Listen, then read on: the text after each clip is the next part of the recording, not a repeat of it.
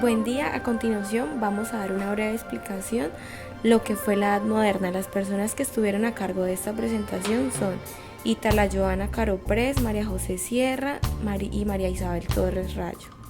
La Edad Moderna es un periodo que se inicia con el descubrimiento de América en 1492 y finaliza con la Revolución Francesa en 1789.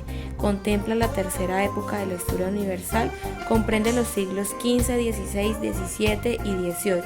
Su ámbito geográfico empieza siendo en Europa y se extiende por todo el mundo. Entre algunas fechas que giran en torno al comienzo de la Edad Moderna, una de las más reconocidas y aceptada es la caída de Constantinopla en 1453 a manos de los turcos otomanos. El impacto que generó la caída del Imperio bizantino, heredero del Imperio romano oriental, generó dos principales consecuencias. Primero, la emigración del legado cultural greco-latino, porque los sabios griegos, quienes llevaron consigo obras intelectuales como las de Aristóteles y Cicerón, principalmente hacia Italia, permitiendo dar a conocer estas obras antiguas en Occidente. Otro hito a destacar, la invención de la imprenta hacia 1450, la primera imprenta con piezas móviles moderna, aunque inventada originalmente por los chinos. La llegada de las obras antiguas tras la emigración desde Constantinopla permitió apoyar mayor su difusión a medida que la imprenta era adoptada en otras regiones. Por otra parte, la invasión de los turcos provocó el bloqueo del contacto con Medio Oriente a través del Mediterráneo, lo que obligó a las principales potencias de la época, España y Portugal, a la búsqueda de nuevas rutas de comercio. Esto último desencadenaría otro hito señalado como punto de partida de la modernidad: el descubrimiento causal de Nuevo Mundo, América, en 1492. Esto lanzaría a las potencias europeas a una primera exploración, expansión y conquista de estos nuevos territorios, sacando a Europa a sus aislamientos. Finalmente, tenemos otro acontecimiento significativo como inicio de la modernidad: la Reforma Protestante en 1517, liderada principalmente por el reformador Martín Lutero. Este fraile agustino hace una fuerte crítica hacia la Iglesia Católica, institución que para esta época presentaba unas malas prácticas que, a vista de Lutero, la desviaba en su labor como guía espiritual de los hombres. Este hecho marcaría una fragmentación de la unidad cristiana por tanto tiempo se había mantenido, surgiendo así nuevas iglesias quienes presentaban una propuesta reestructurada de la fe hacia Dios y su ejercicio en la tierra. Constantinopla era un cruce entre las rutas comerciales terrestres que enlazan Europa con Asia y el puerto marítimo principal de las rutas entre el Mar Negro y el Mar Mediterráneo.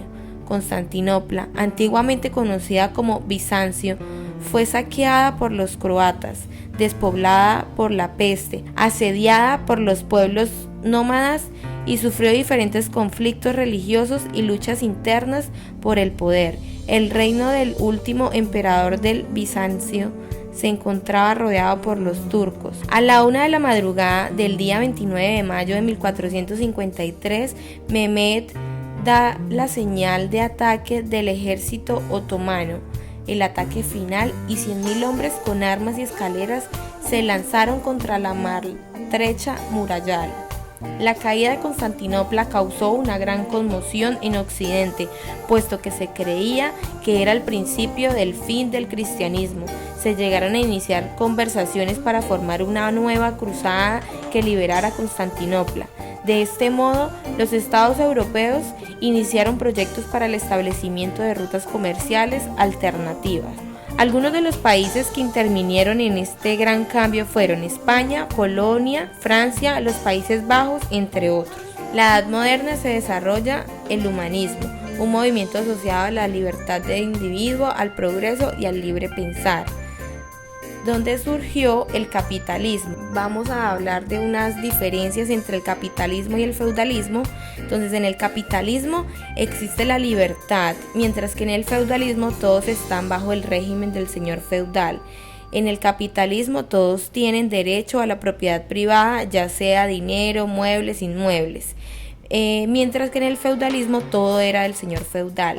En el capitalismo existe la libertad de expresión, mientras que en el feudalismo no. En el capitalismo se imponen las leyes y en el feudalismo es la voluntad del señor feudal. El hombre y la naturaleza pasan a ser principales objetivos de estudio. Es un gran progreso artístico, literario y científico. Existen muchos desarrollos de nuevas ideas que aspiran a un renacer del pensamiento humano. Ese desarrollo se dio sobre la base de la cultura grecorromana.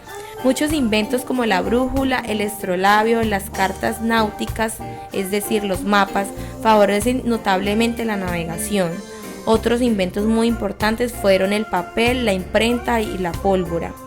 También hubieron descubrimientos geográficos importantes que permiten reconocer la mayor parte de la superficie terrestre. Se integran los dos mundos que en la prehistoria habían permanecido aislados, el viejo mundo, es decir, Eurasia y África, y con el nuevo mundo, América. El régimen feudal propio de la Edad Media comienza a decaer debido a las crisis económicas y sociales que hacen que las clases se unan para apoyar a la monarquía.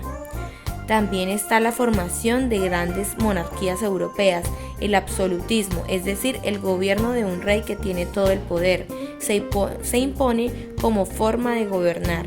También nace el Renacimiento como expresión artística y más tarde el Barroco. Seguidamente se da una etapa denominada el siglo de las luces, en la cual nace la Ilustración, movimientos que se afirmaba en el uso de la razón.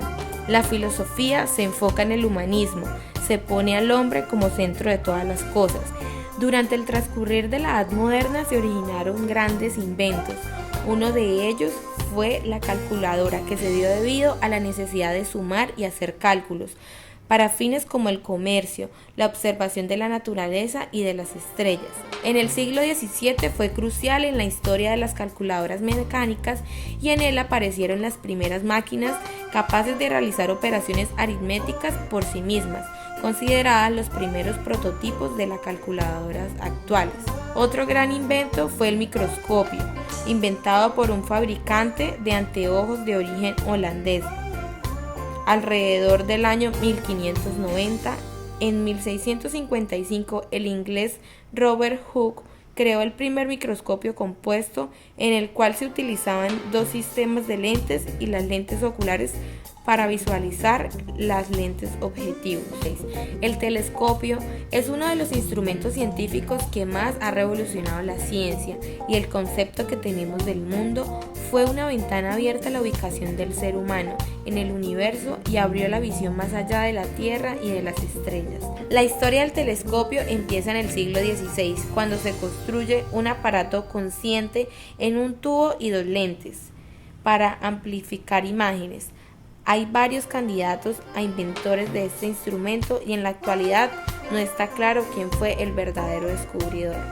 A comienzos del siglo XVI, la ametralladora es la idea de un arma de fuego para disparar de forma repetitiva. Su efecto en conflictos coloniales fue un claro indicador de los cambios que las sucesivas generaciones de ametralladoras iban a producir en el campo de batalla. La primera arma auténtica eficaz fue la ametralladora Gatling, inventada por Richard.